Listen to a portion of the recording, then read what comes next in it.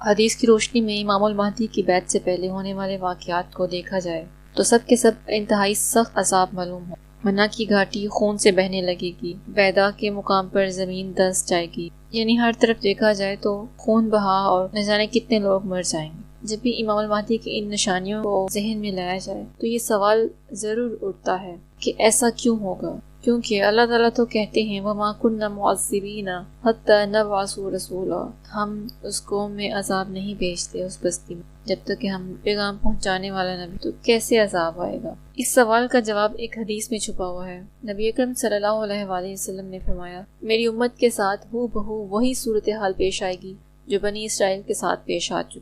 بنی اسرائیل 72 فرقوں میں بٹ گئے اور میری امت 73 فرقوں میں بٹ جائے گی، اور ایک فرقہ کو چھوڑ کر باقی سبھی جہنم میں جائیں گے۔ صحابہ نے عرض کیا، یا رسول اللہ صلی اللہ علیہ وسلم، یہ کون سی جماعت ہوگی؟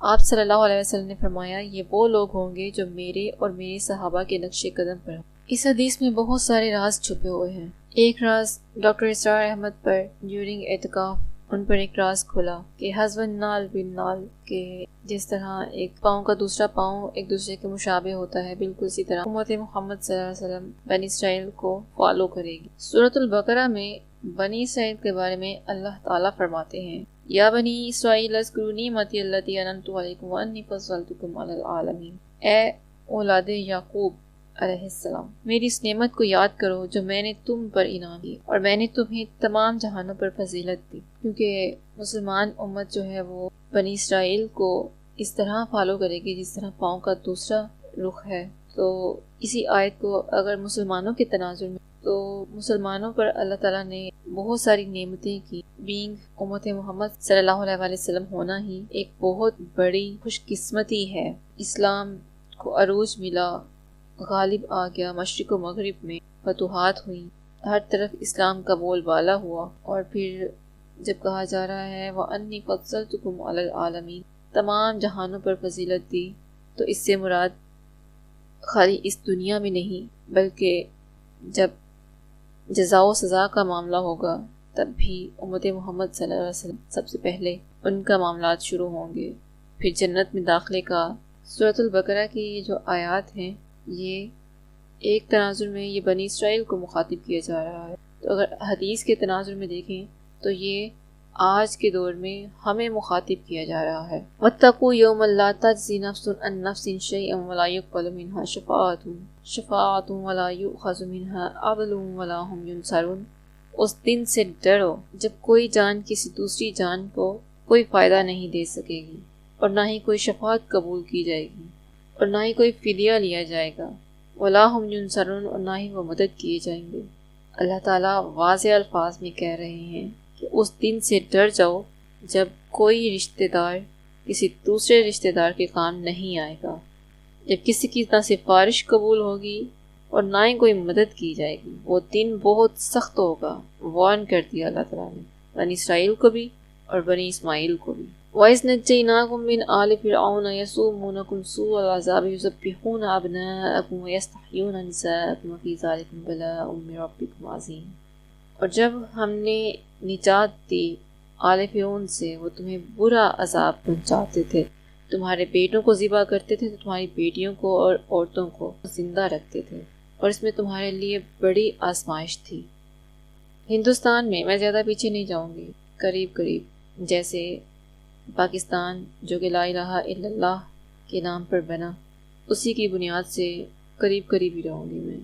ہندوستان میں مسلمان بس رہے ہیں ایک قوم کی حیثیت سے، مغلوب ہے اسلام، چھپ کر گائے کی قربانی ہو رہی ہے، مشرکین سر چڑھ کر بول رہے ہیں، عبادت مغلوب، ایون آپ اپنے گھروں تک محصور ہو کر رہ گئے ہیں، آپ کا کوئی تہوار محفوظ نہیں۔ تو یہ ایک بہت بڑی آزمائش تھی مسلمانان ہند کے لیے، عرف عام میں بولیں تو غلامی کا طوق تھا جو گلے میں ڈالا گیا تھا، اور یہ بہت بڑی آزمائش تھی مسلمانوں پر۔ وَإِذْ فَرَقْنَا بِكُمُ الْبَحْرَ فَأَنْجَيْنَاكُمْ وَأَغْرَقْنَا آلَ فِرْعَوْنَ وَأَنْتُمْ تَنظُرُونَ، اور جب ہم نے تمہارے لیے دریا کو چیر پھاڑ دیا اور تمہیں اس سے پار کر دیا اور آل فرعون کو غرق کر دیا اور تم دیکھ رہے تھے، یعنی فرعون کے ظلم و ستم سے نجات دی۔ وہاں بنی اسرائیل کو فرعون سے نجات ملی۔ یہاں ہندوستان کی سرزمین پر ایک مرد مجاہد کو کھڑا کیا اور ایک ریاست کا ٹکڑا دے کر اس غلامی سے نجات دی، اس ظلم سے نجات دی۔ وَإِذْ وَعَدْنَا مُوسَىٰ 40 لَيْلَةً ثُمَّ اتَّخَذْتُمُ الْعِجْلَ مِن بَعْدِهِ وَأَنْتُمْ ظَالِمُونَ۔ ہم نے موسیٰ علیہ السلام سے 40 راتوں کا وعدہ لیا، پھر تم نے اس کے بعد بچھڑا پوجنا شروع کر دیا اور تم ظالمون بن گئے، یعنی ان الشرک لظلم عظیم، تم مشرک بن گئے۔ جیسے ہی مسلمانوں کو ہندوستان میں غلامی سے نجات ملی، ایک نئی ریاست کا قیام عمل میں آیا۔ پاکستان کا مطلب کیا؟ لا الہ الا اللہ۔ پاکستان کا دستور کیا؟ محمد رسول اللہ صلی اللہ علیہ وآلہ وسلم۔ اس نعرے پر اس ریاست کو حاصل کیا گیا، لیکن جیسے ہی نظام قائم ہوا تو اس میں جمہوری نظام کو پکڑ کر شرک کی بنیاد رکھ دی۔ ثم عفونا عنکم من بعد ذلک لعلکم تشکرون۔ لیکن ہم نے باوجود اس کے بھی تمہیں معاف کر دیا تاکہ تم شکر کرو۔ تم نے اصلاح کی، ہم نے تمہیں معاف کر دیا، یعنی آئین کو چینج کیا گیا۔ 62 کے آئین میں کچھ تبدیلیاں کی گئیں جو اسلامی قانون کے عین قریب تھا، اور الگ بات ہے بعد میں اس کو نافذ نہیں کیا گیا مکمل طور پر۔ وَإِذْ آتَيْنَا مُوسَى الْكِتَابَ وَالْفُرْقَانَ لَعَلَّكُمْ تَهْتَدُونَ۔ ہم نے موسیٰ علیہ السلام کو تمہاری ہدایت کے لیے کتاب اور معجزے عطا فرمائے۔ یہاں مسلمانوں کو کتاب اللہ اور محمد رسول اللہ صلی اللہ علیہ وسلم کا دستور، طریقہ دیا گیا جس کے مطابق اس ریاست کو چلانا تھا۔ وَإِذْ قَالَ مُوسَىٰ لِقَوْمِهِ يَا قَوْمِ إِنَّكُمْ ظَلَمْتُمْ أَنفُسَكُمْ بِاتِّخَاذِكُمُ الْعِجْلَ۔ اے قوم، تم نے بچڑے کو پکڑنے پر، معبود بنانے پر بہت ظلم کیا ہے اپنی جانوں پر۔ فَتُوبُوا إِلَىٰ بَارِئِكُمْ، بس توبہ کرو اپنے رب کی طرف۔ فَاقْتُلُوا أَنفُسَكُمْ، تو قتل کر ڈالو اپنی جانوں کو۔ ذَلِكُمْ خَيْرٌ لَكُمْ، یہ بہتر ہے تمہارے لیے، عِندَ بَارِئِكُمْ، تمہارے رب کے نزدیک۔ فَتَابَ عَلَيْكُمْ، بس اس نے توبہ قبول کی تم پر۔ إِنَّهُ هُوَ التَّوَّابُ الرَّحِيمُ، وہ توبہ قبول کرنے والا اور رحم کرنے والا ہے۔ وَإِذْ قُلْتُمْ يَا مُوسَىٰ لَن نُّؤْمِنَ لَكَ حَتَّىٰ نَرَى اللَّهَ جَهْرَةً فَأَخَذَتْكُمُ الصَّاعِقَةُ وَأَنْتُمْ تَنظُرُونَ۔ اور جب اس قوم نے موسیٰ علیہ السلام سے کہا کہ ہم ہرگز ایمان نہ لائیں گے جب تک کہ ہم اللہ تعالیٰ کو واضح جہرتاً واضح نہ دیکھ لیں، فَأَخَذَتْكُمُ الصَّاعِقَةُ تو پکڑ لیا ان کو بجلی نے، وَأَنْتُمْ تَنظُرُونَ، اور تم دیکھتے تھے۔ اس آیت کا امت مسلمہ سے جو تعلق ہے اس کا ذکر آگے آنے والی چند آیات کے ساتھ اس کا ذکر آئے گا۔ وَظَلَّلْنَا عَلَيْكُمُ الْغَمَامَ وَأَنزَلْنَا عَلَيْكُمُ الْمَنَّ وَالسَّلْوَىٰ، ہم نے تم پر بادلوں کا سایہ کیا اور تم پر من اور سلوہ اتارا۔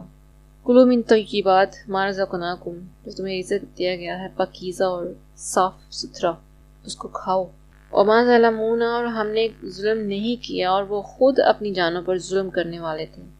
وہاں بنی اسرائیل کو نعمتیں دی جا رہی ہیں، بادلوں کا سایہ ہے، آسمان سے پکا پکایا کھانا آ رہا ہے، پاکیزہ رزق ہے، اور اللہ تعالیٰ فرما رہے ہیں ہم نے کسی پر ظلم نہیں کیا، وہ خود اپنی جانوں پر ظلم کرنے والے تھے۔ یہاں آزاد ریاست ہے، نعمتیں دی جا رہی ہیں، بارشیں برسائی جا رہی ہیں، کیونکہ جب نئی ریاست کا قیام ہوا تھا تو پہلا سال انتہائی مشکل تھا۔ اس دوران بہت زیادہ مسائل سامنے آ رہے تھے، پانی کے مسائل ہیں، رہائش کے مسائل ہیں، مہاجرین کے مسائل ہیں، تو اللہ تعالیٰ نے نعمتیں برسائیں، بارش برسائی تاکہ رزق اگے۔ وَإِذْ قُلْنَا ادْخُلُوا هَٰذِهِ الْقَرْيَةَ فَكُلُوا مِنْهَا حَيْثُ شِئْتُمْ رَغَدًا وَادْخُلُوا الْبَابَ سُجَّدًا وَقُولُوا حِطَّةٌ نَّغْفِرْ لَكُمْ خَطَايَاكُمْ وَسَنَزِيدُ الْمُحْسِنِينَ۔ اور ہم نے تم سے کہا کہ اس بستی میں جاؤ، اور جو کچھ، اس بستی سے مراد بیت المقدس ہے، اور جو کچھ جہاں کہیں سے چاہو با فراغت کھاؤ پیو، اور دروازے میں سجدے کرتے ہوئے گزرو، اور زبان سے حطتن کہو، ہم تمہاری خطائیں معاف کر دیں گے اور نیکی کرنے والوں کو اور زیادہ دیں گے۔ وہاں اس قوم کو بیت المقدس کی طرف کہا گیا کہ داخل ہو جاؤ اور اپنے گناہوں کی معافی طلب کرو اور ہم معاف کر دیں گے۔ یہاں پر بیت اللہ شریف میں وہ مکان دیا گیا کہ تم تمام دنیا سے ایک الگ پیوٹل مقام رکھتے ہو بیت اللہ شریف میں، وہاں جاؤ رہو سہو۔ تو یہ اللہ تعالیٰ کی طرف سے ایک نعمت ہے پاکستان کے لیے، اس ریاست کے لیے۔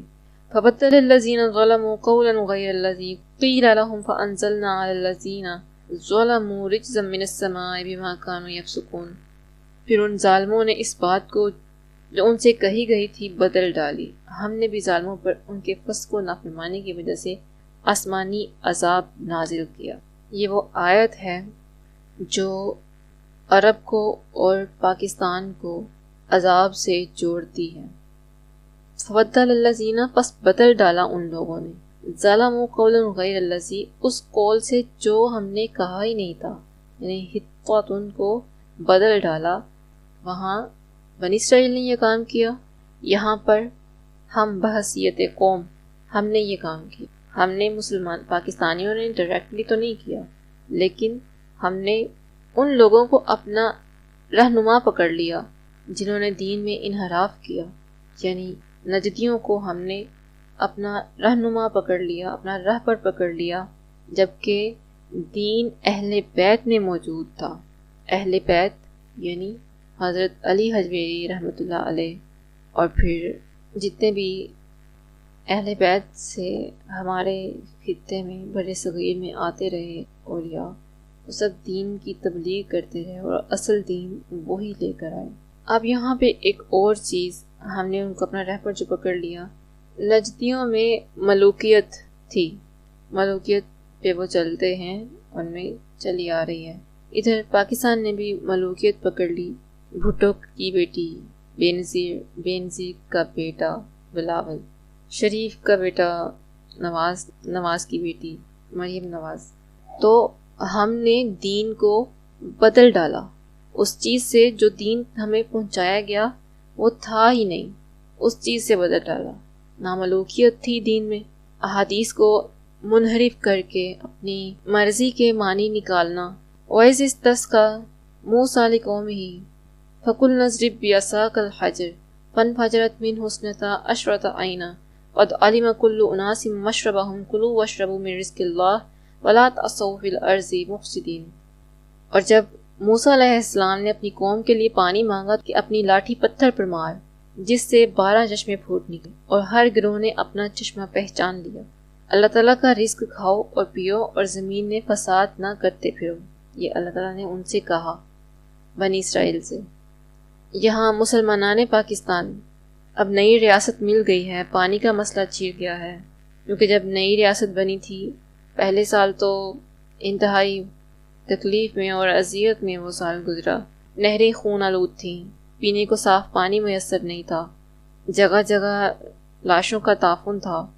تو اس وقت انڈیا نے بھی پانی جو ہے وہ بند کر دیا تھا، وہ یہی چاہتے تھے کہ جو الگ ریاست ہے وہ اکٹھی ہو جائے۔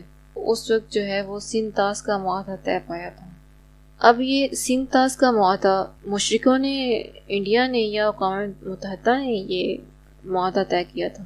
کیا ہندو چاہتے تھے کہ مسلمانوں کو پانی ملے؟ وہ تو یہی چاہتے تھے کہ پانی نہ ملے اور یہ واپس الحاق کر دیں ہمارے ملک کے ساتھ۔ کس نے پانی دیا؟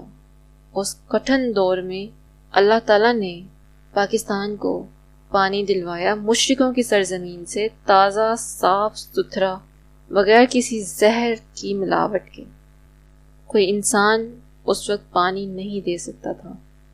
وَإِذْ قُلْتُمْ يَا مُوسَىٰ لَن نَّصْبِرَ عَلَىٰ طَعَامٍ وَاحِدٍ فَادْعُ لَنَا رَبَّكَ يُخْرِجْ لَنَا مِمَّا تُنبِتُ الْأَرْضُ مِن بَقْلِهَا وَكِسَّائِهَا وَفُومِهَا وَعَدَسِهَا وَبَصَلِهَا۔ اور جب تم نے کہا اے موسیٰ ہم سے نہیں صبر ہوتا ایک ہی کھانے پر، بس اپنے رب سے دعا کر کہ ہمارے لیے زمین سے ساگ، ککڑی، گیہوں، مسور اور پیاز اگائے۔ جب آپ کو یہ ریاست ملی تو آپ نے کیا کہا؟ جو طیب رزق دیا جا رہا تھا، جو پاک رزق دیا جا رہا تھا، ہم سے نہیں پاک رزق کھایا جاتا، سود والے کو پاکیزہ رزق پر ترجیح دی گئی۔ پھر قرآن جو ایک نعمت ہے جس کے مطابق اس ریاست کو چلانا تھا، وہ بھی اس سے بھی انحراف ہوا کہ ہمیں یہ پارلیمانی نظام چاہیے جو برٹش رول کے مطابق جو پہلے سے چلا آ رہا تھا وہ چاہیے، اور اسلامی نظام جو ہے خلافت علی منہاج نبوت، اس سے دستبرداری ہوئی۔ تو پھر کیا کہتے ہیں اللہ تعالیٰ؟ قال اتستبدلون الذی هو ادنی بالذی هو خیر، کیا تم بہتر چیز کے بدلے ادنا چیز طلب کرتے ہو؟ اہبطوا مصرا، دفع ہو جاؤ شہر میں، فَإِنَّ لَكُمْ مَا سَأَلْتُمْ، بے شک تمہارے لیے وہی ہے جو تم نے سوال کیا، جو تم نے سود مانگا تمہارے لیے وہی ہے، جو تم نے پارلیمانی نظام مانگا تمہارے لیے وہی ہے۔ لیکن ساتھ میں پھر سنو، وَضُرِبَتْ عَلَيْهِمُ الذِّلَّةُ وَالْمَسْكَنَةُ، تھونپ دی گئی، مار دی گئی چہرے پہ، پھینک دی گئی ذلت اور مسکینی، غریبی چہرے پہ مار دی گئی۔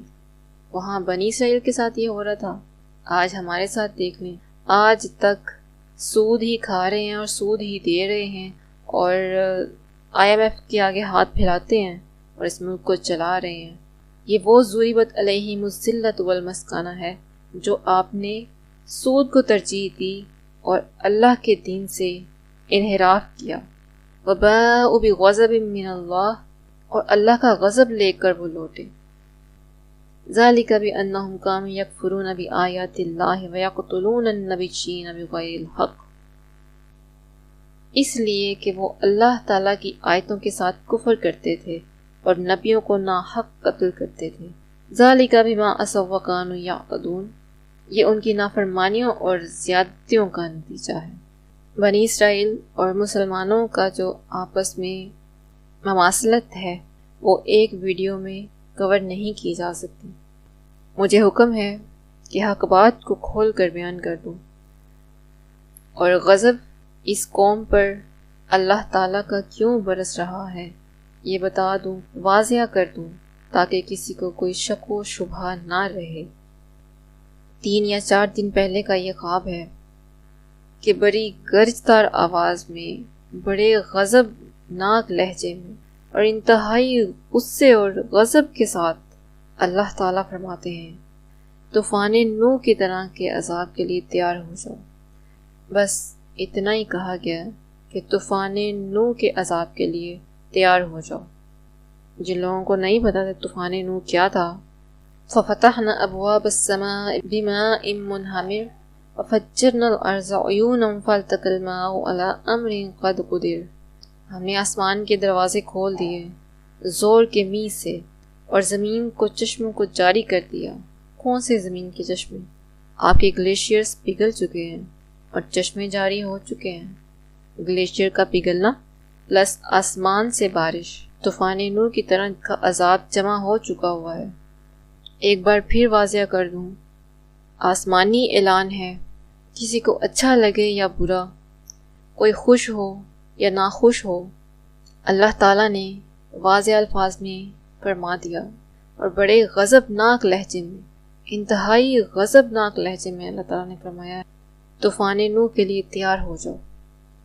جو خلافت تک پہنچ گیا، ایون اس نے رابطہ بھی کر لیا، تو امان دیا جائے گا۔ جس نے حق کو پہچان لیا، امان دیا جائے گا، کیونکہ اب اقام الدین کا وقت آ چکا ہے۔ آسمانی فیصلے ہیں، میں بس خبر پہنچا سکتی ہوں، اور دین کے قیام کا جو عمل ہے وہ شروع ہو چکا ہے۔ جو خلافت میں پہنچ جائے گا، امان دیا جائے گا، اور جو اتنی واضح نشانیاں دیکھنے کے باوجود خلافت میں نہیں پہنچ رہا، اللہ کے عذاب کے لیے خود کو تیار کر لے۔ اللہم ارنا الحق حقا وارزقنا اتباعہ وارنا الباطل باطلا وارزقنا اجتنابہ۔ اللہم صلی علی محمد وآلہ وسلم۔